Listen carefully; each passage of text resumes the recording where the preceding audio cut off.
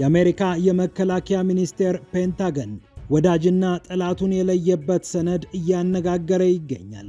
ቻይናን ከገዘፈ ጠላትነት ዝቅ ያደረገው ይህ ሰነድ አውሮፓ ራስህን ቻል፣ ራስህን ችለህ የመከላከያ ስራህን ስራ ሲል አስገራሚ አዋጅ አውጇል።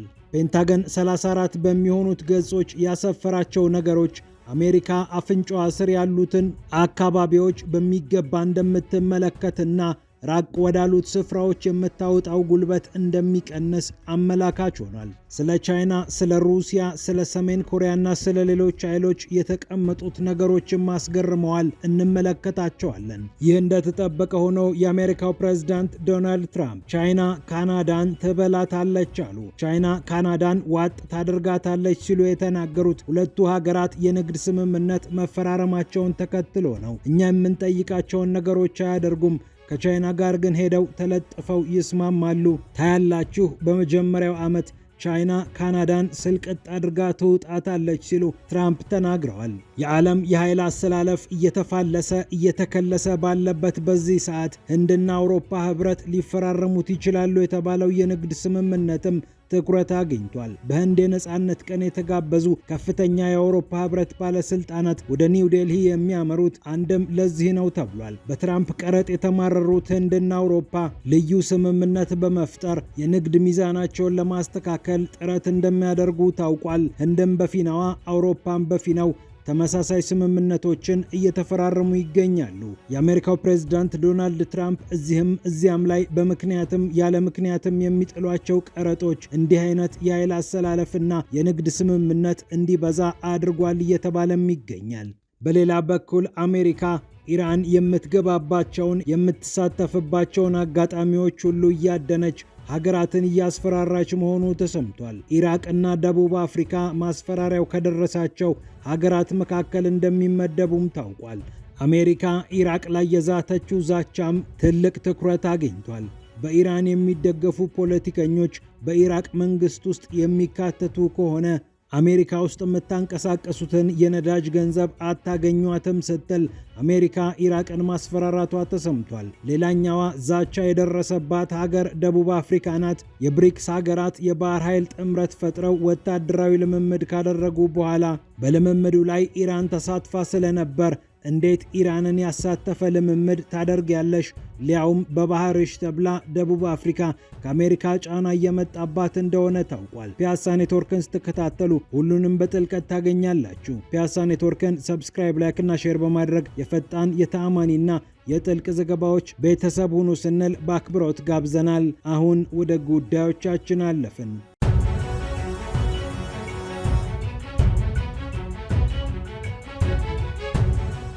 ፔንታገን ሰነዱን ይፋ አድርጓል። 34 ገጾች ያሉት የአሜሪካ የመከላከያ ስትራቴጂ የተባለ ርዕስ ያለው ይህ ሰነድ በአደባባይ ወጥቷል። አሜሪካ ወዳጅና ጠላቶቿን ዘርዝራ አስቀምጣበታለች። ከዚህ ቀደም እንደነበሩት ቻይና ነች ወይም ራሽያ ነች ጠላታችን፣ እርሷ ላይ ሁሉንም ሀብታችንን እናፈሳለን የሚል ፉከራ የለውም። ይልቁኑ አሜሪካ በባህሯ በውቅያኖሱ አካባቢ የሚገኙትን ጥቅሞቿን እስከ መጨረሻው ጥግ ሄዳ አንጠፍጥፋ ለመጠቀም ቁርጣ እንደተነሳች ሰነዱ አመላክቷል። በየአራት ዓመት አንዴ የሚከለሰው የአሜሪካ የብሔራዊ የመከላከያ ስትራቴጂ ቻይና ግዙፍ የምትባል ጠላት አይደለችም ሲል ያስቀምጣል። ነገር ግን ከቻይና ጋር ፉክክር እንዳለ ቻይናን ማዋረድና በመላው ዓለም ያላት ምስል እንዲበላሽ ማድረግ እንጂ ቻይናን መቆጣጠር ወይም ሁሉንም ነገር በእጃችን ማስገባት አንፈልግም። እርሷ ግን እኛንም ሆነ አጋሮቻችንን በጫና ውስጥ እንድታስገባቸው መፍቀድ አንሻም ይላል። የፔንታገን ሰነድ ታይዋንን በስም ባይጠቅስም አጋሮቻችንን እንድትነካ አንፈቅድላትም በሚለው አረፍተ ነገር ውስጥ ምናልባት ታይዋን ተካታለች ብሎ ማሰብ ይቻል ይሆናል። $11 ቢሊዮን የሚያወጣ የጦር መሳሪያ ለታይዋን እንሸጥልሻለን ብሎ ያወጀው የአሜሪካ መንግስት ከቻይና ጋር በታይዋን ጉዳይ ሙሉ ለሙሉ ይስማማል ማለት አይደለም።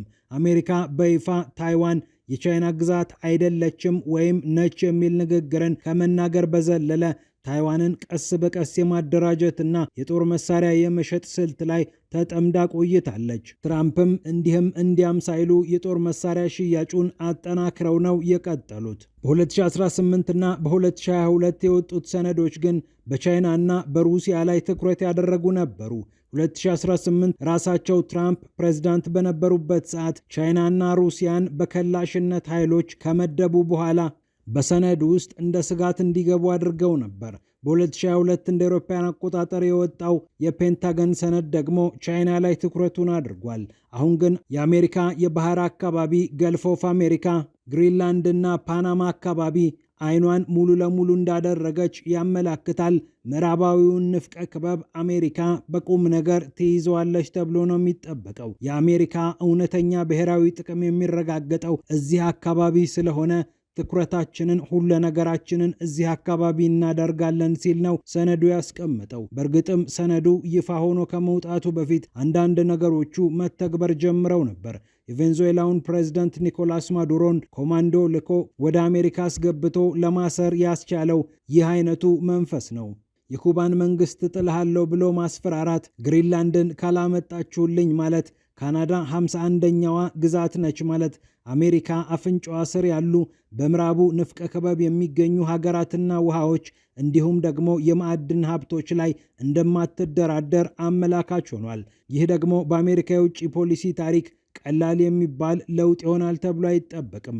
ከዚህ ቀደም በአውሮፓ ጉዳይ አልገባም ብላ በሁለተኛው ዓለም ጦርነት ለመሳተፍ ዳርዳር ብላ የነበረችው አሜሪካ ከሁለተኛው ዓለም ጦርነት በኋላ ግን ዓለምን መምራት እንደምትችል በማየቷ የዓለም ፖሊስ የሚል ቅጽል ስም ተሰጥቷት ነበር። አሁን ደግሞ በትራምፕ ዘመን እንደሚታየው በሁሉም ነገር አንገባም፣ ብሔራዊ ጥቅሞቻችን ላይ ብቻ ትኩረት እናደርጋለን፣ ከምንምና ከምንም በላይ ግን ያለንበትን አካባቢ በጉልበት እንጠቀልላለን ወይም ለእኛ እናስገብራለን የሚል ሐሳብ በትራምፕ ዘንድ ያለ ይመስላል። አውሮፓም ራስህን ቻል ተብሏል። ለአውሮፓ የሚደረግ ድጋፍ ሙሉ ለሙሉ ባይቋረጥም እንደሚቀንስ ግን 34 ገጾቹ ውስጥ የተቀመጡት እውነቶች አረጋግጠዋል። በዋናነት ከሩሲያም ይሁን ከተለያዩ ሀገራት ሊመጣ የሚችልን ችግር ማስቀረት የአውሮፓ ኃላፊነት ነው ተብሎ ቃል በቃል ተቀምጧል።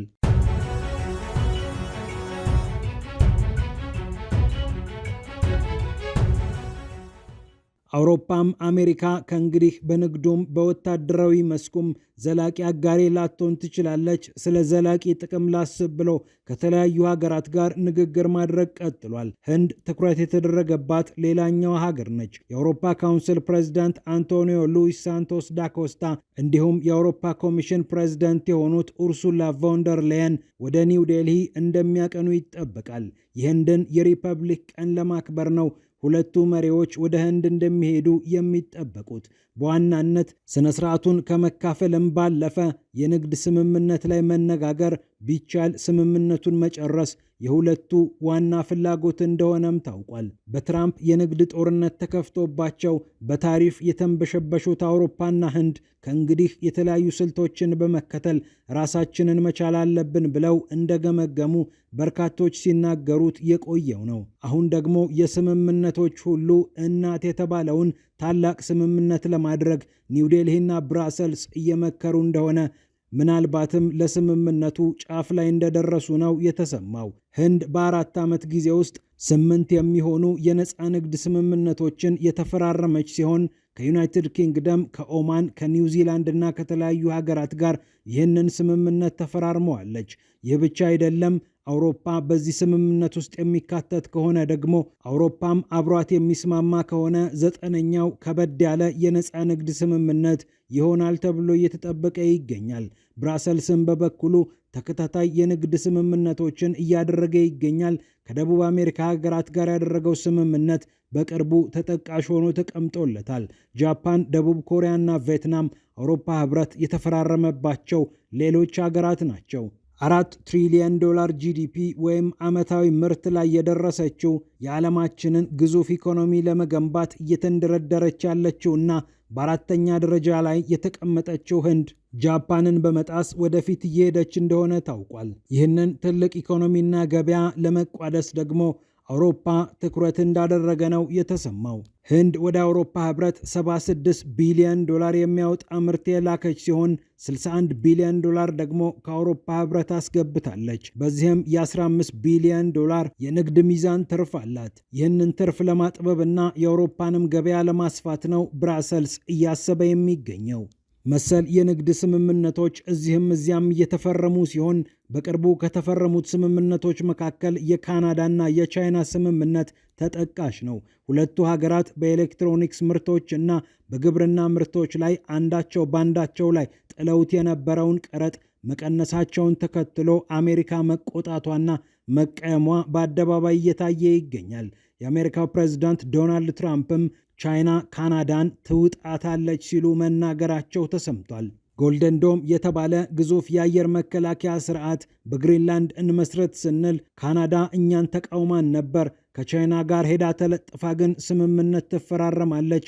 ምንም ጥርጥር የለውም። ገና በመጀመሪያው ዓመት ነው ቻይና ካናዳን ስልቅጥ አድርጋ የምትውጣት ሲሉ የአሜሪካው ፕሬዝዳንት ዶናልድ ትራምፕ ተናግረዋል። የካናዳው ጠቅላይ ሚኒስትር ማርክ ካርኒ ከትራምፕና ከአሜሪካ እየመጣባቸው ያለውን ጫና በተመለከተ በገሃድ ፍርጥርጥ አድርገው መናገር የጀመሩ ሲሆን በዳቮሱ የኢኮኖሚ ጉባኤ ላይ የተናገሩት ንግግርም የበርካቶችን ጆሮ ማግኘቱ የሚታወስ ነው። መካከለኛ አቅም ያላቸው ሀገራት ሰብሰብ ብለው በዓለም ስርዓት ውስጥ የራሳቸውን ድርሻ ሊወጡ እንደሚገቡ ያሳሰቡት የካናዳው ማርክ ካርኒ ጠረጴዛው ላይ ከሌለን የምግብ ዝርዝር ወይም ሜኑ ውስጥ እንሆናለን፣ እንበላለን ማለታቸውም የሚታወስ ነው። ይህንን ሜኑ ውስጥ እንገባለን ወይም እንበላለን የሚለውን ሐሳብ ሊሳለቁበት የፈለጉት ትራምፕ ደግሞ ቻይና ትውጣቸዋለች፣ ትበላቸዋለች ሲሉ ምላሽ ሰጥተዋቸዋል። ዓለም ከዚህም ከዚያም እየተወጠረች መሆኑን እነዚህ ንግግሮች ማሳያ ተደርገው ተቀምጠዋል።